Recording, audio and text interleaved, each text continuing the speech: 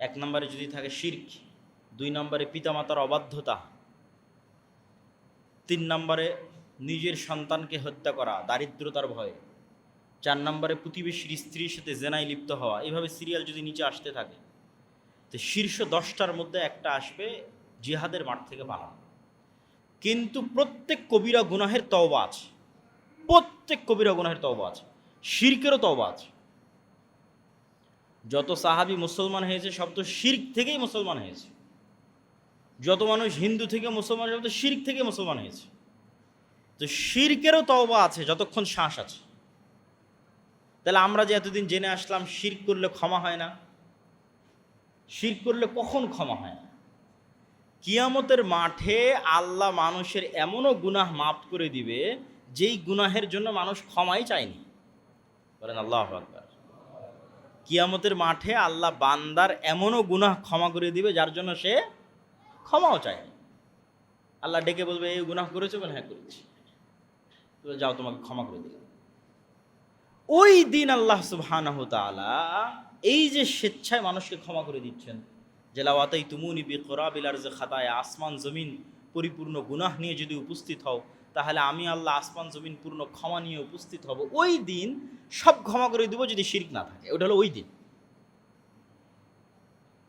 মানে কেউ যদি শিরক মুক্ত অবস্থায় পৃথিবী থেকে মৃত্যুবরণ করে, অথবা শিরক করে থাকলে দুনিয়াতেই তওবা করে নেয়, যতক্ষণ শ্বাস আছে ততক্ষণ সব গুনাহের ক্ষমা আছে, শিরকেরও ক্ষমা আছে।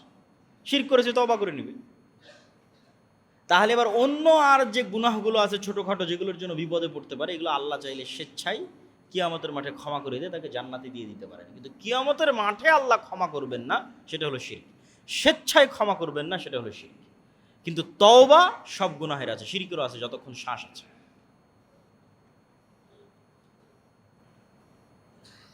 তো আমরা আলোচনা করছিলাম যে কিয়ামতের পূর্ব মুহূর্তে এই যে ভয়ঙ্কর যুদ্ধ, এই ভয়ঙ্কর যুদ্ধ থেকে যারা পালিয়ে যাবে তাদের ক্ষমা নাই।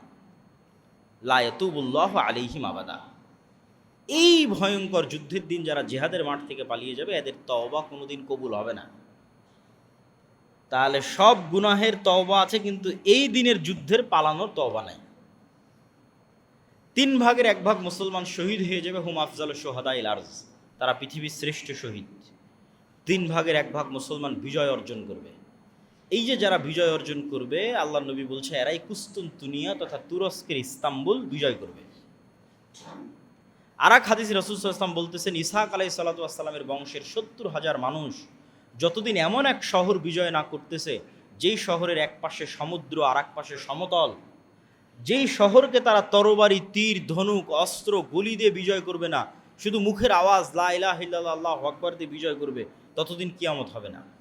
তো কোনো ব্যাখ্যাকার লিখেছেন যে এই যে ভয়ঙ্কর যুদ্ধ হলো সিরিয়া এবং তুরস্কের সীমান্তবর্তী অঞ্চলে, এই যুদ্ধের পরে মুসলমানদের যে বিজয় অভিযান চলতে থাকবে, কেননা 10 লক্ষ খ্রিস্টান এখানে খতম হয়ে গেছে, খ্রিস্টানদের শক্তি শেষ। আজ থেকে 500 বছর আগের মানুষও বিশ্বাস করবে না যে মাটির নিচ থেকে এভাবে তেল বের হচ্ছে, আর সেই তেল দিয়ে আমরা বিমান চালাচ্ছি আর গাড়ি চালাচ্ছি। তাহলে মরুভূমির নিচে যে তেল আছে এটা যেমন মানুষ জানতো না, তো মরুভূমির নিচে যে পানির নিচে, সমুদ্র নদীর নিচে যে স্বর্ণ আছে, এটা অজানা, অস্বাভাবিক না। আর যদি স্বর্ণ মানে দামি কিছু হয়, তো তেল তো অনেক দামি, স্বর্ণের চেয়ে দামি। মানুষ স্বর্ণের চেয়ে দামি না হলে পেট্রোল পাম্পে লাইন দিয়েছে, কত টাকায় বিক্রি করবেন, তত টাকা দিয়ে মানুষ কিনে নেবে। স্বর্ণের চেয়ে বেশি দামেও কিনে নেবে তেল। তো তেল নিয়ে মারামারিও হতে পারে, আল্লাহু আলাম। কিন্তু এমন এক ফিতনা যাতে আরবের প্রত্যেক ঘর যুক্ত হবে। সুম্মা হুদনাতুন বাইনাকুম ওয়া বাইনার রোম, তারপরে এমন একটা চুক্তি, যেই চুক্তি তোমাদের মধ্যে আর রোমানদের মধ্যে হবে। তো এই হাদিস যখন যে যুগের আলেম পড়েছে, সে তার যুগ অনুযায়ী মিলাতে চেয়েছে। যেমন আজ থেকে 500 বছর আগে যদি কোনো আলেম এই হাদিস পড়ে, তো 500 বছর আগে ইসরায়েলও ছিল না, 500 বছর আগে আমেরিকাও ছিল না। তাহলে তার কল্পনায় তো আর আমেরিকা আসবে না, তার কল্পনায় তো আর ইসরায়েলও আসবে না। হ্যাঁ, ইউরোপ ছিল, তার কল্পনায় ইউরোপ আসতে পারে। তো তোমাদের মধ্যে আর রোমান খ্রিস্টানদের মধ্যে একটা চুক্তি হবে। এখানে খ্রিস্টান রোমান কারা? আমরা যদি এখন দেখি, তাহলে এখন দেখতে পাই ইউরোপ দেখতে পাই, আমেরিকা দেখতে পাই, রাশিয়া দেখতে পাই। আল্লাহু আলাম কারা হবে তারা, যাদের সাথে মুসলমানদের চুক্তি হবে। কিন্তু এতটুকু নিশ্চিত, খ্রিস্টানদের সাথে মুসলমানদের চুক্তি হবে।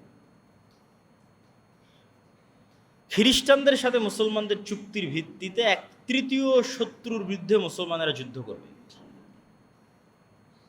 এই তৃতীয় শত্রু কারা? ওই যে বললাম 500 বছর আগে যে হাদিস পড়েছে তার কাছে একরকম মনে হতে পারে, আজকে আমি পড়ছি আমার কাছে একরকম মনে হতে পারে, 500 বছর পরে যে পড়বে তার কাছে আর এক রকম মনে হতে পারে। 500 বছর পরে আমেরিকা, ইসরায়েল, চায়না, রাশিয়া নাও থাকতে পারে, অন্য কেউ আসবে, তখন সে হয়তো তার সাথে মিলানোর চেষ্টা করবে। কিন্তু এতটুকু নিশ্চিত যে খ্রিস্টান আর মুসলমানদের চুক্তি হবে, খ্রিস্টান আর মুসলমানেরা মিলে 1/3 শত্রুর বিরুদ্ধে যুদ্ধ করবে। ওই তৃতীয় শত্রু ইহুদিও হতে পারে, হিন্দুও হতে পারে, চাইনিজ, মায়ানমারের বৌদ্ধরাও হতে পারে। কারা আল্লাহ ভালো জানে কারা হবে। পয়েন্টটা বুঝেন কেন দাজ্জালের ফিতনা ভয়ঙ্কর। এখন আমি আসিনি, এত যুক্তি দিয়েও মানুষকে হেদায়েত করা যাচ্ছে না। মানুষ শাহজালালের কবরেই যাচ্ছে, ঈসা আলাইহিস সালামের মূর্তির সামনেই সিজদা করতেছে, মা কালী, মা দুর্গার মূর্তির সামনেই সিজদা করতেছে। তাহলে রবের ন্যূনতম যোগ্যতা না থাকার পরেও মানুষ ফেরাউনের ইবাদত করেছে। রব হওয়ার ন্যূনতম যোগ্যতা না থাকার পরও মানুষ নমরুদের ইবাদত করেছে। রব হওয়ার ন্যূনতম যোগ্যতা না থাকার পরও এবং আল্লাহর এত যুক্তি তর্কের বিপরীতে গিয়ে মানুষ এই সমস্ত বাতিল ইলাহির ইবাদত করতেছে। তাহলে যেই দিন এমন ব্যক্তির আবির্ভাব হবে যে রবের প্রমাণ দিয়ে দিবে যে আমি রব, প্রমাণ নাও, আসমানকে আদেশ করবো আসমান বৃষ্টি বর্ষণ করবে, জমিনকে আদেশ করবো জমিন ফসল উৎপাদন করবে। যদি বলি আসমান বৃষ্টি বর্ষণ করিও না, করবে না। যদি বলি জমিন ফসল উৎপাদন করো না, তাহলে করবে না। তাহলে সেই দিন মানুষের কি হবে? কেন দাজ্জালের ফিতনা ভয়াবহ, এটা যদি আমি বুঝাতে না পারি তাহলে সেটা আমার ব্যর্থতা।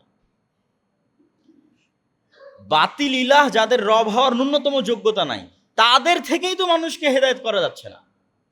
তাহলে যেই দিন এমন শক্তি আসবে যে রবের ক্ষমতা নিয়ে আসবে, ওর থেকে মানুষ কেমনে নিজের ইমান বাঁচাবে?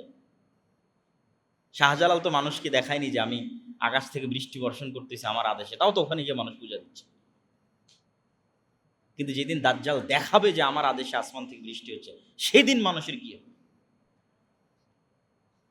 এই জন্য এটি পৃথিবীর ইতিহাসের সবচেয়ে ভয়ঙ্কর ফিতনা। এই রকম ভয়াবহ ফিতনা পৃথিবী তার অতীতে কোনোদিন আসেনি। আর এই ফিতনা থেকে মানুষের পক্ষে বেঁচে থাকাও সহজ নয়, অনেক কঠিন। মানুষকে এত যুক্তি তর্ক দিয়ে বাতিল ইলাহ থেকে বাঁচিয়ে রাখা যাচ্ছে না, তো দাজ্জাল থেকে কিভাবে বাঁচিয়ে রাখা যাবে? কেন দাজ্জাল তো তখন রবের প্রমাণ দেবে, তখন তো আর যুক্তি তর্ক খাটবে না। এখন তো অন্তত আমি চ্যালেঞ্জ করতে পারতেছি, আরে ও তো এটা পারে না, ও তো এটা পারে না। দাজ্জাল বলবে আমি পারি, মরা মানুষকে জীবিত করে দিই। এই জন্য দাজ্জালের ফিতনা পৃথিবীর সবচেয়ে বড় ফিতনা।